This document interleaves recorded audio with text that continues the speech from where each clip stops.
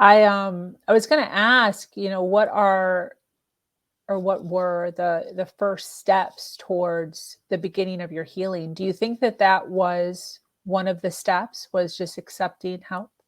Well, absolutely. Because what it is that's vulnerability, like we talked about before. Yeah. So we think we can control things. We think we have Yeah. control. We have control of nothing. Nothing. Yes. That's the greatest misnomer going. Yeah. Is that the harder you the tighter you hold, that you're going to be in control. Well, you're not. Yeah. And it's not until we let go that we see things in such a different way. And that humility, that receiving help, because what I learned also is that there's a cycle of receiving. Mhm. And that if you don't let people help you, if I didn't let people help me in that situation, I was hurting them because they desperately needed to do something. We have to do. Doing is a thing. It's how we have to move. We have to do in order to process, to feel better. That's why Yes. people are so good about in traumas and tragedies and hurricanes and tornadoes and shootings, and that, to me, it's very sad that we're being exhausted by these things, because people are going to always show up, but probably less and less. I mean, I had the weirdest understanding with 9/11, and I don't admit this often. I've probably never actually said this on any interviews. And that I was like, well, if it had to happen, I'm glad I was in the first one. Wow. Yeah. I Like, get that. our intuitions know. We Yeah. know. We follow, we're connected. And it's in that time with it, that's where we're going. We're going into we're evolving as humanity. Yeah. What we're watching, we have this unbelievable opportunity in living on the planet right now to be the witness of the evolution of mankind in real time. Yeah. We have to pay attention. Well, the kids are changing. Yeah. There's so much more androgyny. There's so much more autism. That didn't exist 50 years ago. Yes. Or if Yeah. they did, they put them in the back room and never told you about them. I mean, like, Yeah. we've come a long way in the last 50 or 60 years. But, so the point is that if we can rise to that 10,000-foot view and look down at our situations without emotion. So it's just like you're in an airplane and you can see the ground below you. How do you see the situation playing out? How do you see yourself? How do you see the players? What can you see? And so kind of look at things in a more objective place to kind of plan your strategy. Yeah. Game. Like, think of it as a strategic game. Yes. Yes. And that's interesting that you're saying that, because that's one of the things that I talk about a lot, is for myself, pulling myself out of Mhm. my life and taking a view of it. But I've never really thought of doing it for the whole world, for the whole nation. That's definitely an interesting concept that I may take you up on there, because that's interesting. Right. Well, because we're very intellectual people. We're very intellectual creatures, right? Yeah. We've only been cultured to be victimized. We are sitting in a situation, in a victim mentality nationally right now. Yeah. There's 7 levels of energy. Victim goes, 1 is victim, 2 is conflict, 3 is tolerance, 4 is serving others, 5 is a win-win scenario, 6 is when you're in flow, and 7 is when you're touching the divine. We bounce through these all the time. Yep. So the lower 2 are considered catabolic, or draining, destructive energy, victimization and conflict. 3 and higher are considered anabolic, or lifting, or constructing, or building. Okay. We can look around at our nation right now, and we are 100% in catabolic energy. Oh my gosh, we are. Yep. So badly. Right. And so as a result, when I look at things, I look at the micro, you and me, Okay. our own situations, and then I look at the macro, the culture, the, national, global, whatever. So that's just how things delineate for me. Yeah. But I think we can all do it, because, we're so worried about our day to day. And I understand that, man. Like, it's a fear-based world we live in. Yeah. But the truth is, COVID, for an example, and thank God for medical science, like, what a miracle that is. But the doubt that has come out of so much of the population not believing, because we're watching the breakdown of all the old structure as we move forward into a new paradigm of what is feminine energy versus masculine energy. So power over, which is masculine, is falling away, and personal power, which is feminine, is coming. Meaning You're going to do what you do, and I'm going to do what I do. And we're going to mutually move forward with mutual respect for one another. But I don't have to convince you to agree with me. I'm just going to respect you as being a fellow human. Yes. With an intelligence and a purpose. And I'll be my piece of the puzzle and you be your piece of the puzzle. And our puzzle is going to knit together as it should. Absolutely. Wow. There's a lot. There's a lot we can look at that we're not looking at. Because everyone's screaming. People need to turn off the television. Yes. That is one thing I have done. Turn off the television. Yeah. You can read what you need to know online. But and we're all saying the same thing, by the way. So, yes. I agree with that. That is one thing that I did a few years ago. And it has helped so much mentally and time. Right. You know, because we get so wrapped into, like you said, watching the same thing. Right. Like I want to see what this news station is saying it and this news station is, and it, you know, before you know it, whole hours of your life are just wiped away with like you said, an article you could have read in 5 minutes. People are assuming that they're being served by the greater good, which they're not. I mean, the media, I worked in the media for 15 years in New York. Let me tell you, it is not a community service by any stretch of the imagination. It is about ratings. Yeah. Nothing fears, you know, look at the Weather Channel. The Weather Channel is my favorite. They've been a terroristic organization since they started. And, you know, they are, everything is catastrophic. And then, you know, who doesn't know how many storms are predicted that never manifest? Yes. And how excited do they get when we have a disaster? Yes. Oh my gosh, I've never thought of that. Right. Especially here in Florida. Oh my gosh. Oh, you guys are in the center of that. Yeah. Yeah. All the time. The toilet paper's always gone here. When everyone was freaking out about toilet paper all over the country, I'm like, everything was we all were caught in that mess. But it's interesting because the Weather Channel is an interesting topic because they can't predict tornadoes. Yeah. Okay. You ever notice how the tornadoes just come and all of a sudden they're here and then there's unbelievable devastation? Yeah. You know, they wish they could predict those ratings. Sorry to be a skeptic and people love the Weather Channel, but you know, it has always been fear-based. And that's my point is, you know, listen, I am not the only one and you're not the only one that says turn off the television, but people have to actually have this self-discipline to turn off the television and stop feeding the fear. Yeah. But we love our fear. Yeah. We love our fear. Oh yeah. Well, it keeps us safe. Well, it keeps us having to deal with the things we should be dealing with. That's true. It's a way of procrastination. Yeah. It keeps us angry at our family members. It keeps us, you know, it keeps us riled. Yeah. It keeps us pushed into a corner. Yeah. You know, and my whole point of fear is all conjured in your mind. It's thoughts of the future, which brings anxiety, or thoughts of the past, which bring regret. But it's in the present moment, back to worrying about death. If you live your life as fully and, you know, as you can in each day, in each present moment, then you won't have regret. Yeah. You know? Yeah, for sure. A big part of your book is on kindness. I'd like for you to talk about what kindness means to you. Well, so my very concrete experience of kindness was the juxtaposition of families who are supposed to love you and take care of you that didn't. Okay. Because they were so broken themselves. Okay, so this is kind of a lesson. I assumed, because my culture told me that in a disaster, my parents, my family would take care of me. Yeah. They never told me that they could be just as devastated as I was and they would be incapable of helping me. Yes. Okay. Okay. So that first sphere, that first circle of your inner circle, right? Yeah. If it's a big enough tragedy, they're as broken as you are. Yeah. Or this was a big tragedy. Yeah. Or they think they are. You know, so on my part, you know, and then we all have limitations.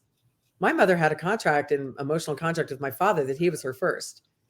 And he took so much, there was nothing left for me. Got it. Right. So, you know, that understanding, and I think that's important because it gives a little empathy toward our other family members if maybe they can't show up for us. Makes sense. Yeah. Or our friends. You know, and then there's people that just can't handle it. That just can't emotionally handle it. Yeah. And not everybody's as strong as, you know, and I'm a strong person. I didn't choose to be a strong person. You didn't choose to be a strong person. We just are. Yeah. But it doesn't mean we don't hurt like crazy. Yeah. It's the fact that we have hurt so much that we have built the strength to be where we are today. Yeah, It just didn't take us down. exactly. Maybe I wish it had, but that's the truth. Somehow we're still standing. I don't know why, but we are. So kindness is a huge component of our humanity, and what I learned was the flanking that came in the support of this, and the term is magnanimous aspect of the human being. That in a crisis we show up. It shows our best sides.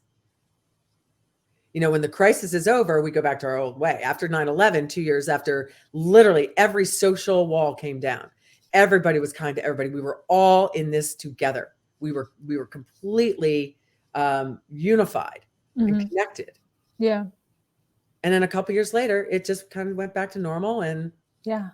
only unfortunately, we were broken already as a culture. Like, we can talk about the culture in America because there's kind of a good conversation there. But we just sealed over a little further down the damage line or the damage spectrum, and that's where we've been. So no surprise that COVID would come and we would collapse 20 years later, because we never solved or even looked at the emotional component of what 9/11 did to each of us as individuals and to our culture, because we don't have any wisdom, because we're too young as a country.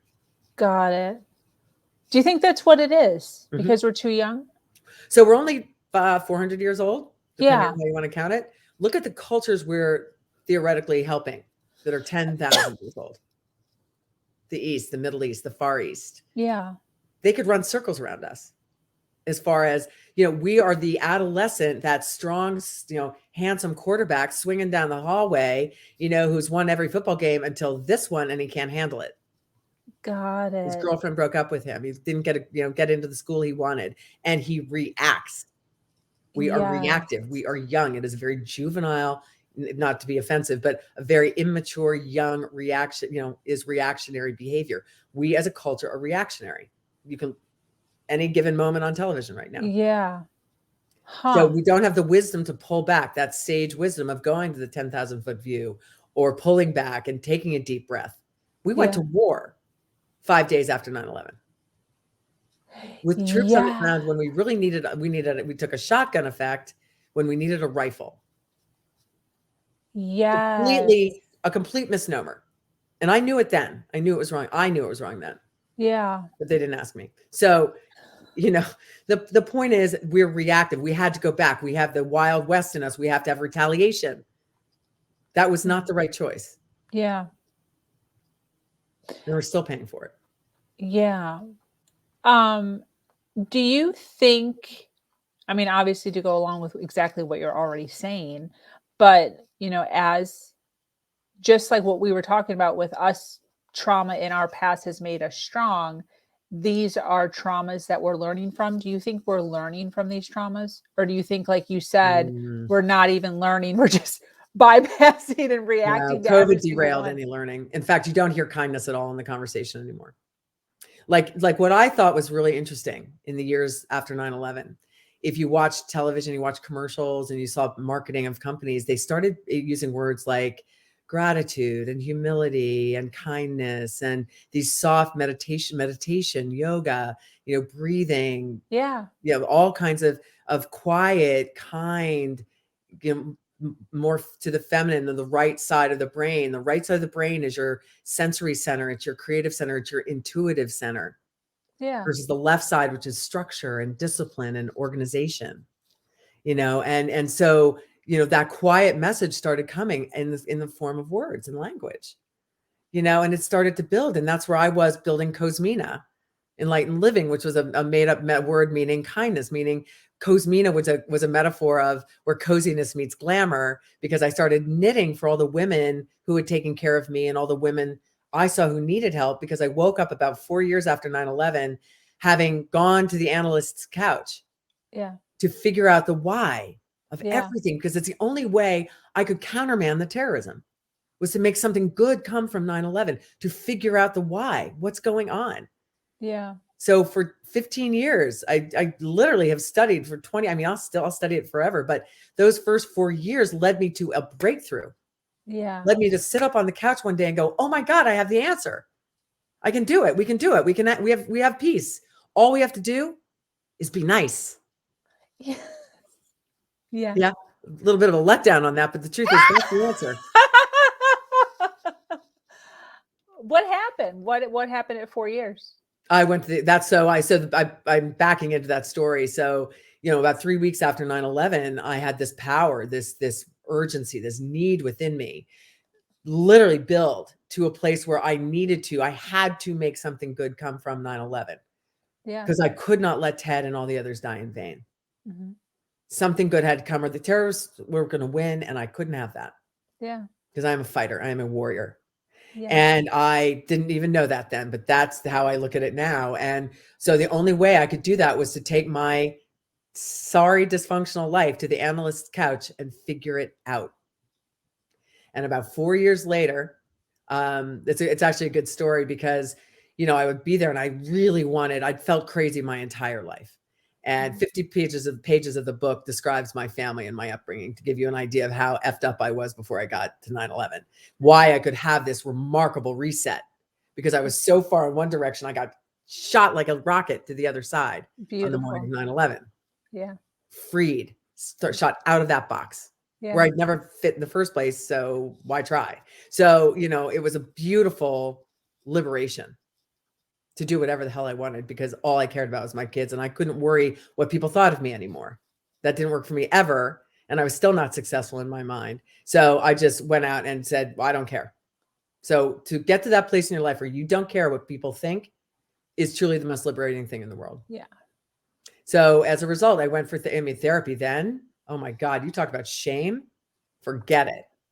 I had shame coming at me from my family, of course, because they were guilty. And then I had my, the upbringing of the Germanic, European upbringing of you don't ever talk about your parents or your family. You don't ever talk about anything. And why is that? Because there's a lot to hide.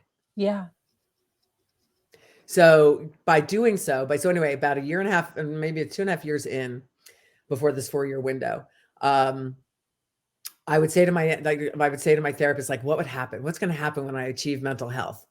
Is a bell going to go off? Are they going to notify me my mail? Like, what happens? And she goes, just very quietly, I'll never forget. She sat back. She's like, you are going to get the most mind-blowing rush of creative energy like nothing you have ever felt. Really? That's what she said. That's what she said. And I was like, oh my God, I want that. I want that so bad.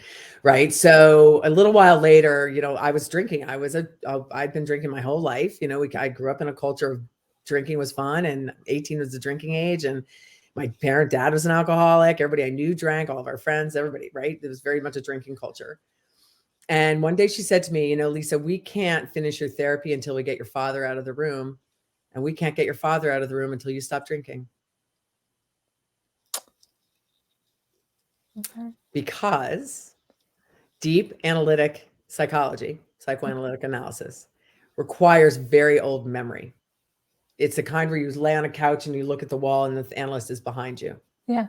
And you're really just free associating. You're really talking about, kind of whatever pops in your mind, your dreams, thoughts, feelings, Anyway, there's like 5 prompts. And all of a sudden at the end of the session, it comes together. And you get these aha moments. I mean, there's no drug better than the aha moment of therapy. Yeah. And so anyway, I quit drinking, and about 14 months later, I popped through the ceiling to what I call mental health. And I got the most mind-blowing rush of creative energy I can't even describe. Wow. It lasted for about 2 years. And that's when I conjured and wrote Cozmeena, Enlightened Living, which was a brand of kindness and enlightenment for just to be happy, to tap into what we are so great with, which we don't even acknowledge, which is that intuitive, creative, sensory center that we just take for granted, that Yeah. we haven't grown or developed. And Yeah. that's what our new frontier is. And that's where we're going. It's just Yeah. all this other noise has to fall away. All of this conflict, all of this, it's breaking down. Just think of it as breaking down. 20 years from now, when all the old is gone, I'll be 80. I'm not going to matter, So all of a sudden there'll be a new sheriff in town. And I just hope that we can rein in technology, which is 100% left-brained. Yeah. Right. Which Yeah. worries me because honestly, and it's all due respect, and I love nothing more than the autistic mind because it is so fantastic. It is what's going to put us in space. But there's nothing balancing that with the human side.